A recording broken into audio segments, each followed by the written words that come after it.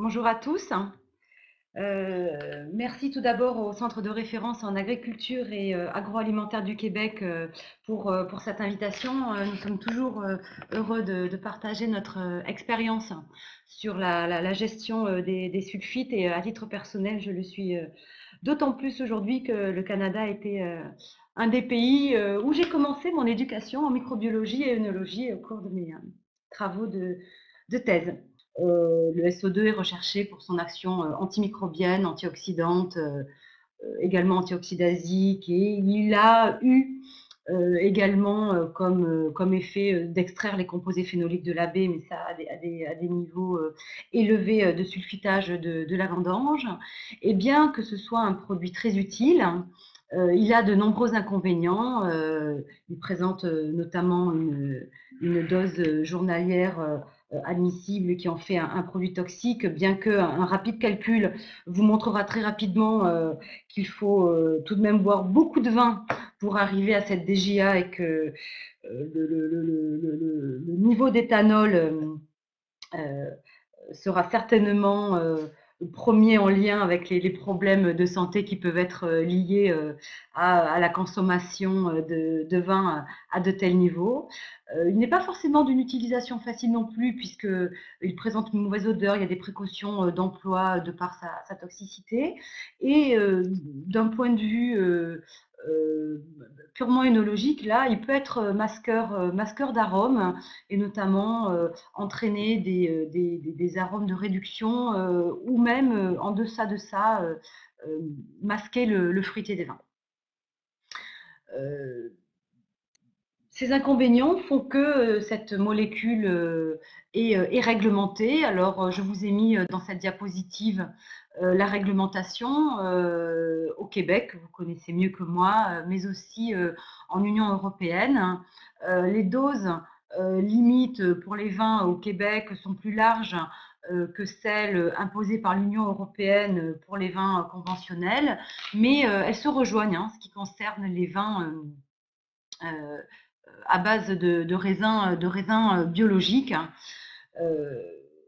Ce qu'il faut tout de même souligner, c'est que cette réglementation, de facto, induit une réflexion sur sa limitation. Et donc, c'est ce que nous allons tenter de voir ici lors de ce séminaire. Alors, un des éléments principaux qu'il faut garder en tête en ce qui concerne le SO2, c'est que dès qu'il est rajouté dans du mou ou du vin, il peut présenter différentes formes. Le SO2, comme un acide, va se dissocier alors en ion bisulfite ou en ion sulfite. Alors je vais très vite oublier cette forme-là qui est très peu présente dans les vins pour ne vous parler que de cette forme ionique sous forme bisulfite et qui va coexister en équilibre dans le vin avec la forme acide sulfureux que l'on appelle le SO2 actif ou moléculaire. Cet ion bisulfite peut se combiner à des molécules combinantes et c'est ce qu'on appellera la part de SO2 combinée. Donc, il faut bien distinguer parmi le SO2 total que l'on a dans les vins, la part qui est libre, c'est-à-dire sous forme de SO2 actif moléculaire ou sous forme d'ion bisulfite, et l'autre forme combinée, et on va le voir, qui a beaucoup moins d'action. L'ensemble formant le SO2 total, qui est celui principalement soumis à réglementation. Alors effectivement, il est important également de garder en tête que toutes ces différentes formes de SO2 n'ont pas la même action. Je fais ici un rappel que vous connaissez tous très certainement. Le SO2 combiné a très peu d'action. Il peut avoir une petite action antibactérienne, mais c'est surtout l'ion bisulfite et le SO2 moléculaire qui ont une action antioxydante et antioxydasique. Et au-delà de ça, seul le SO2 moléculaire a réellement une action antibactérienne et antilevurienne. hein. Donc, en ce qui concerne l'antioxydante, on peut garder en tête qu'il faut avoir un maximum de SO2 libre. Et en ce qui concerne l'action antimicrobienne, il faut garder en tête qu'il faut avoir un maximum de SO2 moléculaire parmi ce SO2 libre. Alors, la fraction de SO2 libre par rapport au SO2 total, on l'a vu, dépend de la présence de molécules combinant le SO2. Dans la diapositive prochaine, je vais vous présenter un rapide listing de ces molécules. L'éthanal est la molécule principale combinant le SO2 dans les vins. Et en ce qui concerne le pourcentage de SO2 actif par rapport au SO2 libre, il est lié aux paramètres chimiques du vin et le pH en est une composante très importante. Je vous ai mis ici des exemples pour que vous visualisez de façon un petit peu plus concrète les conséquences d'abord de la présence de molécules combinantes dans les vins. Vous avez ici dans cet exemple 1 deux vins qui sont à des niveaux de SO2 total très similaires, mais avec des doses d'éthanal qui sont différentes, 21 dans le vin 1 mg par litre et 13 dans le vin 2. Et vous voyez immédiatement la répercussion que cela a sur le niveau de SO2 libre, puisque l'un n'en contient que 6 mg par litre et l'autre 21. Compte tenu du pH de ces deux vins, qui est également différent, nous avons dans un cas un SO2 actif qui est de 0,49 mg par litre, alors qu'il n'est que de 0,18 mg par litre, ce qui est bien évidemment largement insuffisant pour assurer la protection antimicrobienne vis-à-vis de ce vin. L'exemple 2 s'attache, lui, plus particulièrement à vous illustrer l'impact du pH sur le SO2 actif, puisque je vous ai fait, et il s'agit ici simplement d'un calcul, un calcul pour deux vins A et B ayant 20 mg par litre de SO2 libre. Vous voyez que pour des constants de température et de titre alcométrique qui sont identiques, une différence de pH allant de 3,45 à 3,8 peut induire un SO2 actif bien inférieur en ce qui concerne le vin présentant le pH le plus actif. Je vous rappelle ici en bas la formule pour pouvoir calculer ce pK1 qui est l'élément, qui représente la constante de dissociation du SO2, l'équilibre entre le SO2 moléculaire et l'ion bisulfite. Hein. Et vous voyez qu'il dépend du TAV et de la température. Hein. Alors, rapidement un rappel concernant les substances combinant le SO2. Il s'agit essentiellement de l'éthanal, mais aussi de l'acide 2-oxoglutarique et de l'acide pyruvique, hein, qui sont tous les trois synthétisés par les levures pendant les phases préfermentaires et fermentaires. Il y a également dans une moindre mesure et de façon moins définitive le diacétyl, qui est lui synthétisé par les bactéries lactiques. Enfin, il peut l'être aussi par les levures, mais il est moins important pendant la fermentation alcoolique, puisqu'il va être réduit après la fermentation alcoolique, alors qu'une fois qu'il est synthétisé lors de la fermentation malolactique, il est beaucoup plus difficile d'en réduire sa présence. Et il y a également tout un tas de molécules, mais qui, elles, sont liées à la présence de vendanges altérées que je ne vais pas détailler ici. Ce qu'il faut garder en tête, hein, c'est que la présence de substances combinant le SO2 est réalisée essentiellement par les micro-organismes préfermentaires et fermentaires.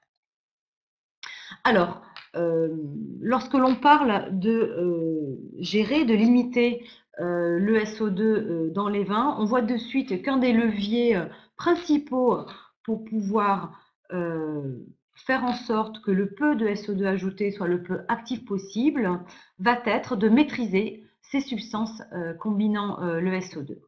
Et pour pouvoir les maîtriser, il faut pouvoir les mesurer. Comment les mesurer? Alors bien évidemment, on peut mesurer spécifiquement chaque molécule, notamment l'éthanol, l'acide pyruvique, je ne l'ai pas cité dans la diapositive, l'acide 2-oxoglutarique, mais il y a un moyen plus simple que je souhaitais porter à votre attention parce que je vais le mentionner à plusieurs reprises lors de cette présentation. C'est un indice du taux de combinaison des vins vis-à-vis du SO2 que nous avons appelé le TL35. Le TL35 représente la quantité de SO2 total nécessaire pour atteindre 35 mg par litre de SO2 libre. C'est un indice qui se mesure et j'espère que c'est suffisamment explicite ici. Il se mesure de façon assez simple en prenant un vin, un échantillon de vin que nous allons fractionner en plusieurs sous-échantillons dans lesquels différentes doses de SO2 vont être rajoutées. Nous allons réaliser des ajouts dosés de SO2 pour ensuite déterminer le SO2 total et le SO2 libre dans ces différents échantillons qui pourront être placés sur une courbe qui montrera le SO2 libre en fonction du SO2 total. Et on peut, grâce à la droite, la courbe de régression, et à son équation, calculer très facilement le TEL 35 qui sera donc équivalent à le moyen, enfin le niveau de SO2 total pour atteindre 35 mg par litre de SO2 libre. C'est un indice que nous utilisons beaucoup ici au laboratoire et qui nous permet de pouvoir comparer les vins entre eux et notamment leur pouvoir combinant vis-à-vis du SO2. Alors pourquoi raisonner l'apport de SO2? On l'a déjà évoqué au tout début de cette présentation. On peut vouloir tout simplement diminuer les intrants et notamment un intrant qui est particulièrement perçu comme étant un élément chimique dans le vin. Beaucoup de vinificateurs le font aussi sur des critères organoleptiques puisque de nombreux essais nous ont montré effectivement que de limiter et réduire le SO2 allait exacerber le fruité des vins et notamment des vins rouges. Et puis il y a aussi les questions chromatiques, les vins avec des niveaux limités en SO2 présentent des niveaux de couleur, notamment dans les rouges, qui sont plus intenses que les vins on va dire, plus conventionnels, davantage sulfités. Il faut souligner que c'est une tendance qui est à la hausse. Alors je cite là une enquête qui date de 2015, donc qui est un peu ancienne, mais indiquant que déjà dans les vins bio en France, 29% des vignerons réalisaient une cuvée sans SO2. Et je vous ai indiqué également ici une dynamique du nombre de publications scientifiques apparues sur la thématique de la réduction du SO2. Et on voit que si jusque dans les années 2010, c'était un sujet qui était à peine évoqué dans les publications scientifiques, à partir des années 2009, il y a vraiment eu un essor qui montre l'intérêt de plus en plus accru de la filière et des scientifiques également pour la thématique, enfin, en ce qui concerne la thématique de la gestion du SO2. Alors, lorsque se pose la question de la limitation du SO2, se pose la question de son remplacement, alors totalement, en partie, à quelles étapes et quelles activités sont recherchées. Alors, de façon très schématique, bien évidemment, les activités que l'on recherche vont être d'un côté antimicrobiennes, beaucoup en vin rouge, où la pression microbiologique est plus forte qu'en vin blanc, et aussi antioxydante, où là, à contrario, ce sera un élément qui sera beaucoup plus recherché sur les blancs et les rosés. En découle la question de la potentialisation de son action, c'est-à-dire la limite la limitation de la synthèse de ces molécules combinant le SO2 que nous avons déjà évoquées. Et on va voir au travers de différents exemples comment on peut arriver à limiter la présence de ces molécules combinantes. Se pose aussi la question du contrôle de la microflore que l'on va également évoquer et de l'oxydation que l'on va évoquer dans cette présentation partiellement. On pourra peut-être en discuter un petit peu plus tard lors de la session des questions. La présentation que je vais vous faire va se focaliser sur 3 points principaux. Tout d'abord, je vais vous montrer quelle influence peut avoir la date de la récolte dans la limitation du SO2 et surtout sur la gestion des composés combinants. Nous allons voir ensuite à quel point la gestion des fermentations est importante, tant d'un point de vue de la phase préfermentaire que de la fermentation alcoolique, mais aussi et beaucoup de la fermentation malolactique. Et ensuite, nous finirons sur un point concernant la gestion post-fermentaire des micro-organismes, puisque ce n'est pas parce que les fermentations sont terminées que la gestion du SO2 est terminée. Bien évidemment, il s'agit de continuer à limiter la synthèse des composés combinant le SO2 ou le risque des altérations microbiologiques. Je vais vous présenter essentiellement des cas de vin rouge.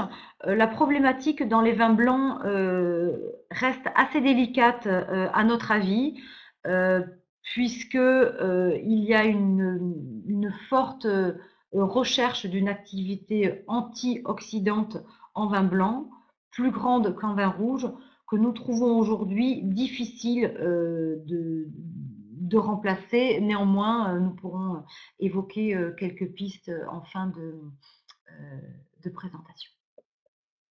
Alors, commençons par observer l'influence de la date de récolte sur la réduction des sulfites.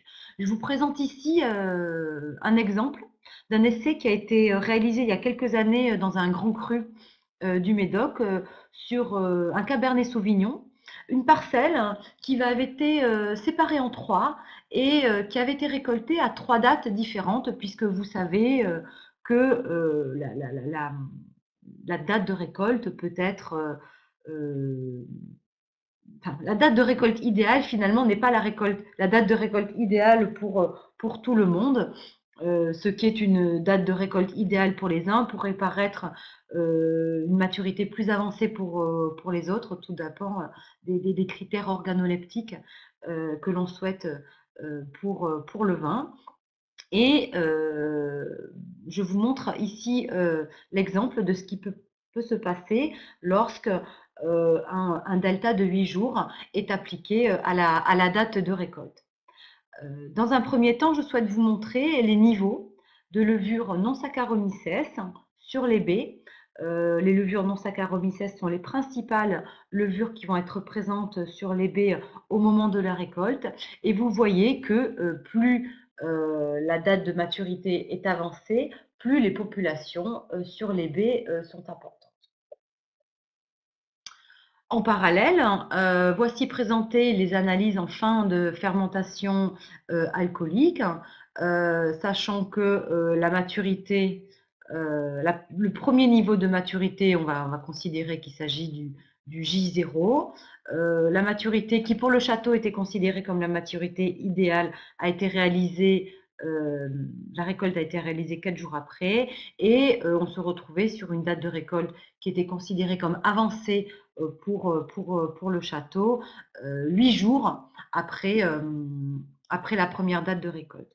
Alors vous voyez sur les paramètres chimiques classiques du vin, on aurait pu s'y attendre, mais cette année-là, 8 jours de décalage dans la récolte n'ont pas entraîné de modifications majeures ni dans le TAV ni sur l'acidité volatile. On a tout de même un petit peu plus de sucre réducteur, ce qui peut laisser penser à une petite difficulté fermentaire pour la date de maturité la plus avancée, mais pas de différence non plus en ce qui concerne l'acidité totale des vins ni le pH.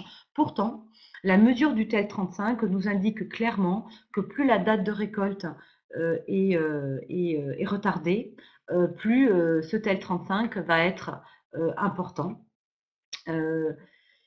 Qui indique une conséquence directe de cette pression microbiologique plus importante sur les baies. Plus on va avoir de micro-organismes de levure non Saccharomyces à la récolte, plus la pression microbiologique du mou va être importante et plus il y aura de biomasse qui sera capable de synthétiser des molécules combinant le SO2 et cela va se ressentir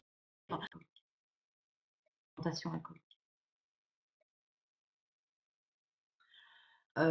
Regardons maintenant ce qui se passe d'un point de vue de la gestion des fermentations. Je vais vous présenter deux cas, le cas d'une vendange sulfitée dans cette diapositive et dans la suivante, je vous présenterai le cas d'une vendange non sulfitée. Vouloir limiter les sulfites ne veut pas dire forcément se passer totalement de SO2 même à la récolte, c'est possible, mais on peut aussi simplement vouloir sulfiter sa vendange, mais tout de même maîtriser la capacité combinante de son vin vis-à-vis du SO2. Je vous présente ici un autre essai qui a aussi été réalisé dans un grand cru du Médoc, cette fois-ci sur Merlot, sur une vendange qui a été sulfitée initialement à 4 grammes par litre.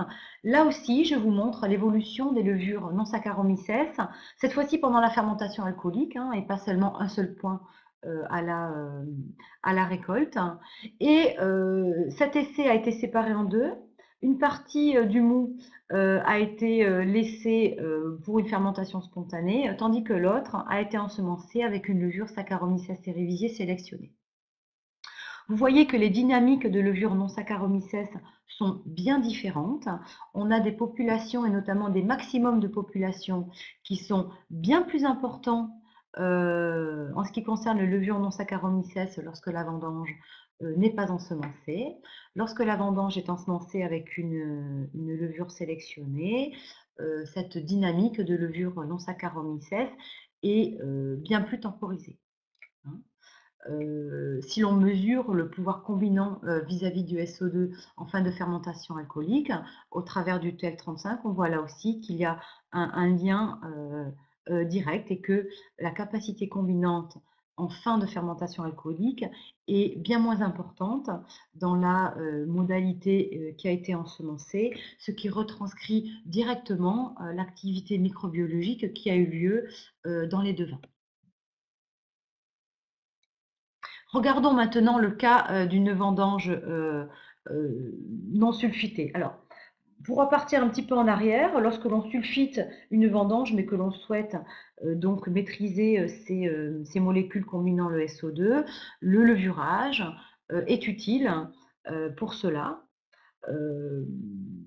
Lorsque l'on ne sulfite pas la vendange, le levurage est bien évidemment utile, mais il peut être dangereux de l'appliquer directement, puisque, quand je parle de levurage, je parle d'un levurage avec des levures de type Saccharomyces cerevisiae qui sont directement faites pour faire la fermentation alcoolique. Lorsque l'on souhaite une sorte de macération préfermentaire, un levurage direct peut être dangereux puisque l'on peut avoir une fermentation, un début de fermentation alcoolique non souhaité, alors que justement on souhaite maintenir le vin dans une étape en phase aqueuse, en macération préfermentaire. Alors ici, la macération n'était qu'à 13 degrés. C'est un peu chaud pour une macération. On préfère des macérations plutôt à 6 degrés, mais l'exemple est fait comme ça. Et dans ces cas-là, la vendange n'a pas été sulfitée et l'essai a été séparé en deux. Une partie de l'essai a été pré-ensemencée, je dirais, avec ce que nous appelons un agent de bioprotection, qui est un mélange de levures non Saccharomyces sélectionnées, je tiens à le préciser, sélectionnées, qui sont des levures qui sont très peu fermentaires, d'où leur intérêt pour une application lorsqu'il y a prévision d'une macération préfermentaire pour s'assurer qu'il n'y aura pas de départ en fermentation alcoolique. Première modalité, donc ensemencer avec un agent de bioprotection. Autre modalité, non ensemencée. À la fin de la macération préfermentaire, les 2 cuves ont bien sûr été ensemencées pour un départ en fermentation alcoolique avec une levure Saccharomyces cerevisiae. Je vous présente ici les niveaux de levure non Saccharomyces en sortie de macération préfermentaire. Dans le cas où l'essai n'a consisté qu'en l'absence de sulfitage de la vendange, vous voyez qu'on a une pression microbiologique très forte de la part des levures non Saccharomyces, qui est proche de 10 puissance 7. Donc les levures non Saccharomyces indigènes, là, sont prêtes même à démarrer la fermentation alcoolique, même en lieu et place de la levure ensemencée. En ce qui concerne l'essai non sulfité, mais qui a été bioprotégé, on a une population qui est bien moins importante et qui correspond aux levures non Saccharomyces ensemencées. Je ne vais pas rentrer dans les détails, mais nous avons pu utiliser des moyens d'analyse microbiologique qui font que nous sommes capables de différencier les levures non Saccharomyces indigènes ici des levures non Saccharomyces ensemencées, puisqu'il s'agit d'espèces spécifiques. Donc une pression microbiologique plus importante dans ce cas-là que dans ce cas-là, qui a un impact direct sur le succès d'implantation de la souche Saccharomyces cerevisiae, qui s'avère négatif dans le cas de la modalité non sulfitée mais non bioprotégée, alors qu'il est positif dans le cas de la modalité non sulfitée mais bioprotégée. Et ce résultat-là se comprend très bien, encore une fois, lorsque l'on observe le niveau de levure non Saccharomyces indigène, 10 puissance 7 UFC par millilitre. Elles sont prêtes à réaliser la fermentation alcoolique, donc bien évidemment, elles ne laissent que peu de place à la levure ensemencée Saccharomyces cerevisiae pour travailler. Les analyses en fin de fermentation alcoolique nous renseignent également, puisque, encore une fois, nous avons ici un TL35 qui est bien plus important dans cette modalité que dans la modalité non sulfitée mais bioprotégée, qui montre également qu'il y a eu une synthèse plus importante de molécules combinant le SO2 dans cette première modalité. Et à titre d'exemple, j'aurais pu faire la même chose également pour l'acidité volatile. Nous avons également un niveau d'acétate d'éthyle, qui est un marqueur de l'oxydation, beaucoup plus important dans la modalité non sulfitée mais non bioprotégée que dans la modalité non sulfitée mais bioprotégée. Les acidités volatiles étaient également plus importantes dans le cas de cet essai que dans celui-ci. Donc vous le voyez, dès les premières étapes de la vinification, même avant la fermentation alcoolique, la maîtrise de la microflore est essentielle, soit par le biais d'agents de bioprotection si on a une vendange non ou peu sulfitée qui va subir un temps de latence entre la récolte et le début de la fermentation alcoolique. Là, je vous ai montré un exemple de macération préfermentaire. Il peut aussi s'agir d'un temps de transport un peu long. Importance également de gérer la flore fermentaire, puisque cela aussi va permettre de limiter ces composés combinant le SO2. Mais au-delà de ça, je souhaite attirer votre attention sur l'importance de la gestion de la fermentation malolactique par le biais d'un exemple, un autre exemple que nous avons réalisé en cave sur un itinéraire de réduction du SO2 à la vendange où 2 grammes hecto avaient été appliqués au lieu des 4 grammes hecto habituels. Je ne vous montre ici qu'une partie de l'essai qui en réalité a consisté à comparer 4 modalités. 2 modalités qui étaient sulfitées à 2 grammes hecto, donc on va dire sur un itinéraire limité en SO2. 2 modalités qui ont subi un itinéraire conventionnel à 4 grammes hecto de SO2 à la vendange. Et sur ces 4 modalités, 2 d'entre elles étaient ensemencées en bactéries lactiques pendant que 2 d'entre elles étaient laissées en fermentation malolactique spontanée. Vous voyez ici les cinétiques de fermentation malolactique pour l'exemple de l'itinéraire limité en SO2 à 2 grammes hecto à la vendange, et on voit que malgré une limitation du sulfitage de la vendange, l'AFML spontanée prend plus de temps à s'achever que l'AFML ensemencée avec des bactéries lactiques. Bon, cela est un résultat, mais pourrait ne pas avoir de conséquences particulières, si ce n'est que cela en a sur l'évolution du niveau de molécules combinant le SO2.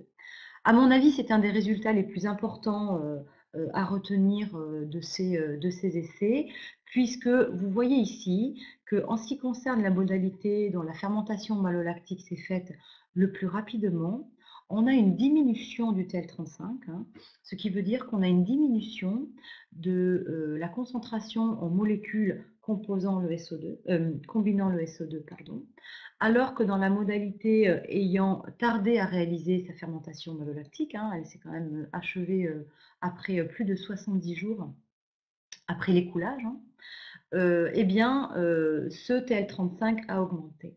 Alors, ces résultats s'expliquent par le fait que les bactéries lactiques sont capables de dégrader les composés combinant le SO2, tels que l'éthanal, l'acide pyruvique et l'acide 2-oxoglutarique.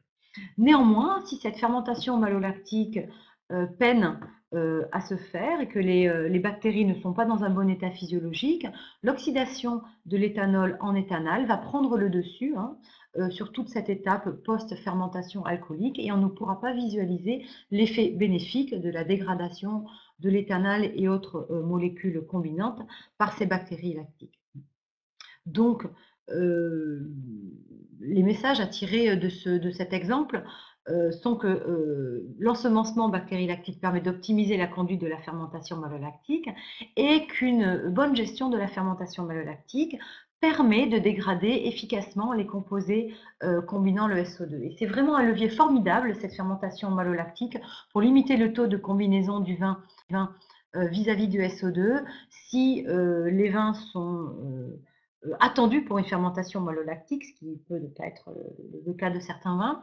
En tout cas, il faut vraiment profiter de cette fermentation malolactique pour aller dégrader le plus de composés combinant le SO2 possible. Pour résumer l'ensemble des messages qui ont été présentés dans les exemples qui viennent de défiler, voilà. En ce qui concerne la stratégie de diminution du SO2, en ce qui concerne les étapes préfermentaires, ne pas oublier que la bioprotection va pouvoir aider à vraiment limiter cette pression microbiologique de la flore indigène qui, malheureusement, est source de synthèse d'acidité volatile, d'acétate d'éthyle. On est tous très attirés par le terme biodiversité, moi la première, c'est un terme qui sonne de façon très agréable à nos oreilles, mais la biodiversité n'a vraiment de sens en œnologie que si elle peut apporter un plus, hein, au niveau qualitatif des vins, et malheureusement, ce n'est pas toujours le cas chez les levures non Saccharomyces indigènes. Ne pas oublier aussi que la gestion de la flore fermentaire est importante, hein. La diminution de la pression microbiologique, je reviens un petit peu en arrière pour terminer ce que j'avais commencé à dire en ce qui concerne les levures non Saccharomyces.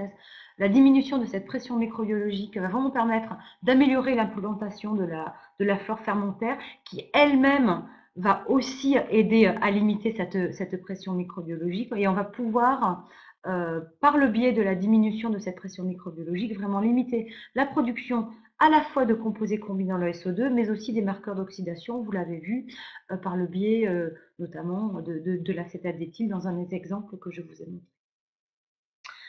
Ne surtout pas oublier que gestion de la flore fermentaire veut dire gestion des levures, mais ne pas oublier les bactéries. Les bactéries lactiques sont une composante importante dans la stratégie de diminution du SO2, puisque elles seules sont capables de dégrader ces composés combinant le SO2. On peut les limiter le plus possible dans les étapes pré-fermentaires et de fermentation alcoolique, mais la fermentation malolactique, c'est vraiment ce petit plus qui va permettre la dégradation de ces composés combinés. Alors on pourrait s'arrêter là dans cette stratégie de diminution du SO2, mais ce n'est pas parce que les fermentations alcooliques et malolactiques sont terminées que le vin est terminé. Le vin va ensuite entrer dans toute une phase d'élevage. Et y a-t-il des possibilités là aussi de continuer à diminuer ce SO2, faire en sorte que le peu ajouté soit le plus actif possible, ou même limiter son ajout. Je vais vous montrer ici un exemple de l'importance de la gestion post-fermentaire, en vous montrant à quel point il est important de gérer la stabilité microbiologique par le biais d'autres produits que le SO2. Il faut imaginer que les micro-organismes, après les fermentations, lorsqu'ils sont soumis à un sulfitage, leur première réaction va être une réaction de défense, va être de produire justement des composés combinant le SO2. Donc on comprend bien l'intérêt d'aller limiter ce niveau de flore post-fermentaire avec d'autres moyens que le SO2, puisque de facto, elles n'auront pas envie de répondre à cette agression par le SO2 en synthétisant des composés le combinant, puisque justement le SO2 ne sera pas l'agent de stabilisation microbiologique appliqué. Je vous montre ici une comparaison d'itinéraires. Un itinéraire, on va dire, classique, sulfité à la vendange à 6 grammes hecto, puis sulfité à l'élevage, en élevage à 2 grammes hecto. C'est également ici le cas d'un merlot. Comparé à une vendange tout à fait identique, issue de la même parcelle, vinifiée dans les exactes mêmes conditions, à la différence que celle-ci n'a pas été sulfitée à la vendange et le vin n'a pas non plus été sulfité en élevage, et à la place du sulfitage en élevage, il a été ajouté un produit à base de chitosan. Vous voyez ici l'évolution du TEL35, autrement dit l'évolution des composés combinant le SO2. Alors, vous voyez ici déjà que fin de fermentation alcoolique, il y a une différence entre l'itinéraire conventionnel, sulfité à la vendange, et l'itinéraire non sulfité. Il est évident que plus on va utiliser de SO2, plus il va y avoir une réponse en termes de composés combinant le SO2. Vous voyez ici l'effet bénéfique de la fermentation malolactique, que l'on voit à la fois sur l'itinéraire conventionnel et aussi, de façon moindre, mais tout de même, sur l'itinéraire non sulfité.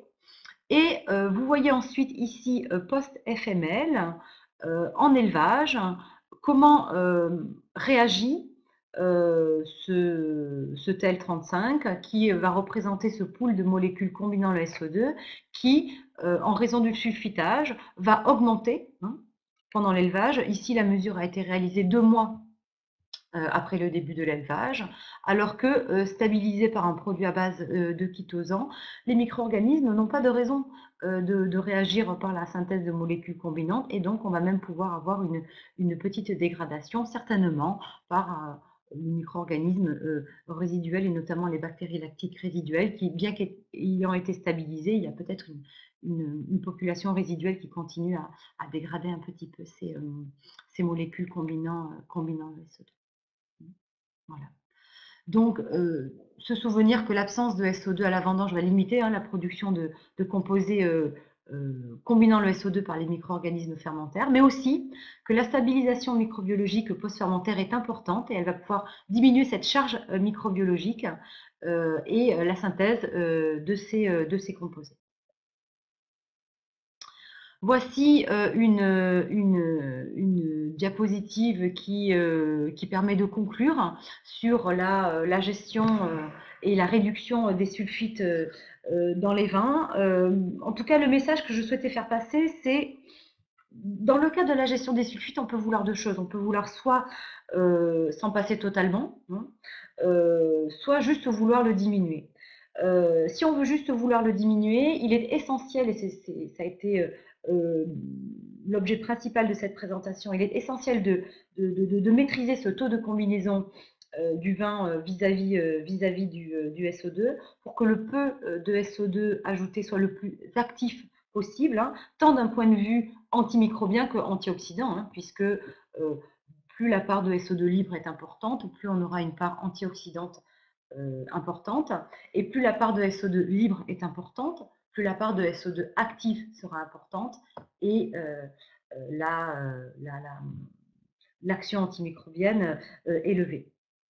Dans le cas d'une absence totale de sulfitage, il faut néanmoins absolument maîtriser cette microflore, et je pense avoir montré ici également des moyens de le faire, que l'on a vu par le biais de la pression microbiologique qui était associée aux levures non Saccharomyces. En ce qui concerne le volet antioxydant, en absence de sulfitage, en ce qui concerne les vins rouges, on a vu aussi que l'ensemble des moyens mis en œuvre permettent de limiter les marqueurs de l'oxydation. J'ai évoqué l'acétaldéthyle, je ne vous ai pas montré les données en ce qui concerne l'acidité volatile, mais les deux vont de pair. En ce qui concerne d'autres moyens antioxydants, pour les vins rouges, cela suffit souvent.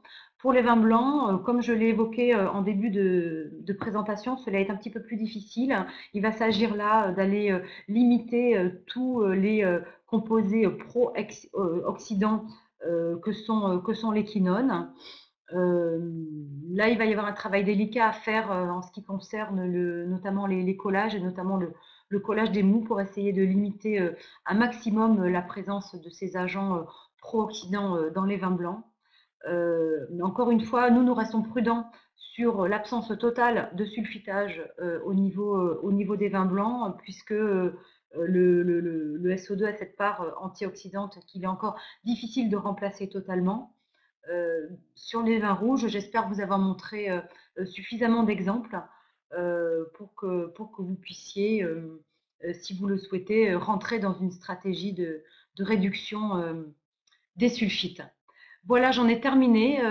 J'espère ne pas avoir été trop longue. Je vais laisser la place aux animateurs s'ils souhaitent relayer certaines questions. Je reste bien sûr à votre disposition pour des questions, que ce soit aujourd'hui, mais également plus tard par le biais de mon courriel, si vous le souhaitez. Et encore merci à vous pour votre attention, votre patience et votre écoute surtout. Merci. Merci Johanna. Je reprends le relais pour la période des questions. Il y a une première question de Jean-Paul Martin concernant la fermentation malolactique par rapport, en général, ou peut-être par rapport aux essais qui ont été effectués. Est-ce que c'était une fermentation malolactique classique en fin de fermentation alcoolique, ou c'était de la co-inoculation? Oui, non, il s'agissait d'une fermentation malolactique classique, donc en inoculation séquentielle. La raison pour laquelle cela a été fait ainsi, c'est qu'on avait vraiment envie de pouvoir découper les différentes étapes des fermentations pour pouvoir bien illustrer l'effet des différentes périodes de vie microbiologique du vin. En co-inoculation, les bactéries vont évidemment aussi pouvoir dégrader les composés combinant le SO2, qui me gêne peut-être un peu dans le cas de la co-inoculation, qui est une pratique que je ne rejette absolument pas. C'est que dans le cadre d'une gestion de la réduction des sulfites, j'aime bien l'idée de rester le plus longtemps possible en phase réductrice des vins, qui me paraît du coup plus applicable en cas d'inoculation séquentielle de bactéries lactiques. En tout cas, on aura aussi une réduction des composés combinant le SO2 en cas de co-inoculation. Merci. Moi, j'ai moi-même une question pour rebondir là-dessus. Est-ce qu'on a des données pour savoir si la dégradation de ces composés combinants en cours de fermentation malolactique se fait plutôt au début, pendant, à la fin? Il faudrait que je retrouve des données. Je pense que ça se fait plutôt. Alors, ça va commencer dès le début de la fermentation malolactique, mais il va y avoir un décalage entre la fin de la fermentation malolactique et la fin de l'arrêt, la fin de la dégradation de ces molécules combinantes, notamment l'éthanal. En général, il va y avoir un décalage d'une semaine. Ça va suivre un peu la dégradation de l'acide citrique, si vous êtes familier avec ça. Et c'est vrai que je ne l'ai pas évoqué ici, pour avoir un plein potentiel de la dégradation des molécules combinant le SO2 par les bactéries lactiques, il vaut mieux ne pas stabiliser de suite son vin, mais attendre une semaine à 10 jours, puisque ce n'est pas parce que les bactéries ont fini de dégrader l'acide malique qu'elles ont fini de dégrader l'éthanal, ou l'acide pyruvique et l'acide deoxyglutarique. Merci. Deux questions concernant le chitosan. D'abord, la mienne. Si vous pouviez donner une petite définition des produits à base de chitosan, l'origine, et une question de Monsieur Simon Labrec, si vous pouviez nommer des noms commerciaux de produits à base de chitosan.